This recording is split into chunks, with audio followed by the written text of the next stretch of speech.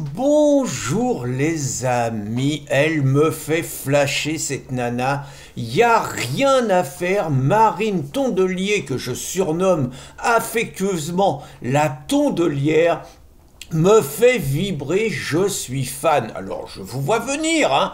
Rien à voir avec quelque chose de sexuel. C'est pas parce que le libidineux François Hollande a évoqué ses sous-vêtements rouges que d'un seul coup j'ai la langue pendante en la regardant. Non, surtout que je vous ai déjà dit, peut-être avec un petit brin de machisme, que la longueur de son nez rendait pour moi les choses impossibles. J'ai peur de me faire crever un œil en cas de rapprochement éventuel buccal. Et puis, la Tondelière, elle a exactement l'âge de ma dernière fille. Bon, je sais pas, j'ai des principes peut-être archaïques et tout, mais je me vois pas. D'autant plus que c'est l'âge où les nanas peuvent encore avoir des gamins. Alors là, me coller dans une histoire avec des possibles gamins, à mon âge, ah non, c'est rédhibitoire. Rien de sexuel, donc, mais par contre, une admiration sans borne pour sa pugnacité, sa détermination malgré quelques contradictions et de nombreux échecs que je vais essayer de vous expliquer. Bon, d'abord, donc je vous ai dit,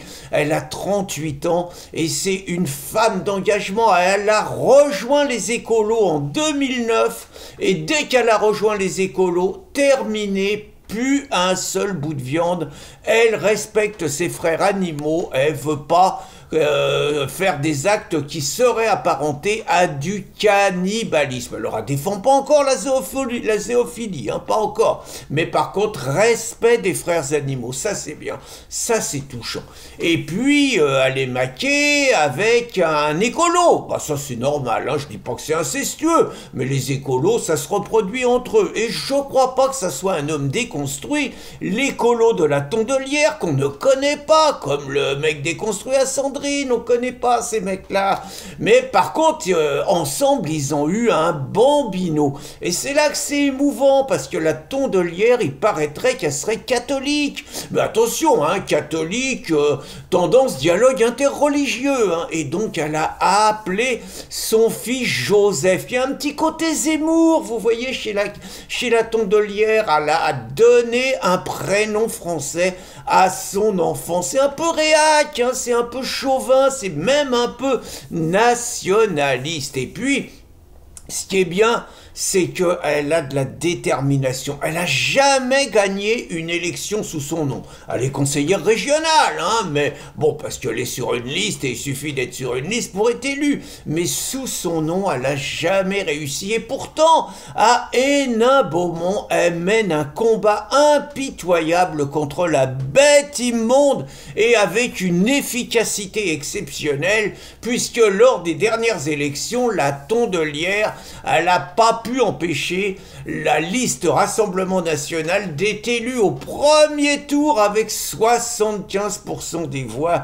Une humiliation. N'empêche, elle se bat, elle continue à dire que bien qu'élue à 75%, la mairie, elle persécute la population. Vous voyez, c'est une combattante. Et puis, alors là, je l'avoue, elle m'a émerveillé lors de son dernier passage à la chaîne parlementaire, où là, j'ai vu la guerrière, la militante révolutionnaire qu'il y avait en elle. On l'a interrogée sur le méchant, le salopard d'Elon Musk, hein, celui qui a racheté Twitter et celui qui va faire le grand nettoyage chez Donald.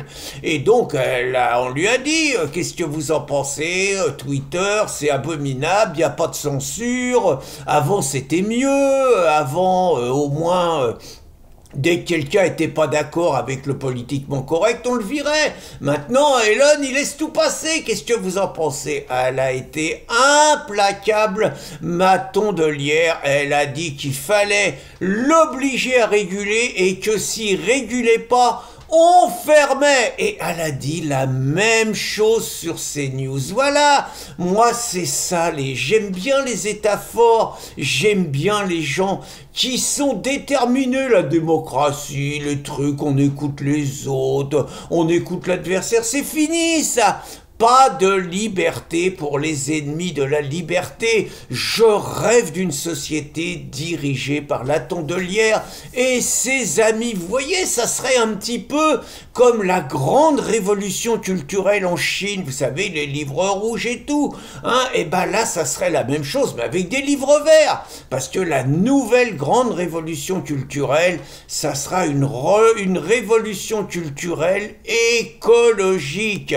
À l'écoute de tous, et je vois bien la Tondelière, parce qu'il va falloir faire des exemples, je vois bien la Tondelière et les siens, comme le faisaient les gardes rouges, traîner dans les rues de France les salopards qui auraient par exemple encore des voitures à essence, les ordures qui chaufferaient leur maison à 22 degrés, ceux qui auraient plusieurs voitures, ceux qui refuseraient le covoiturage, enfin tous les assassins de la planète. Vous voyez, je verrais bien avec un écriteau autour du cou, je suis un assassin de la planète, les mecs traînés dans les rues, enchaînés sous les insultes, sous les coups, sous les crachats, sous les coups de pied. Ah, ça serait beau, ça serait beau, ça serait pas comme la Chine. Comme la Chine, il faut que les Français comprennent que l'essentiel c'est ça, c'est la planète. Et il n'y a que des tondelières qui peuvent les convaincre avec des méthodes expéditives, mais nécessaires vu les enjeux.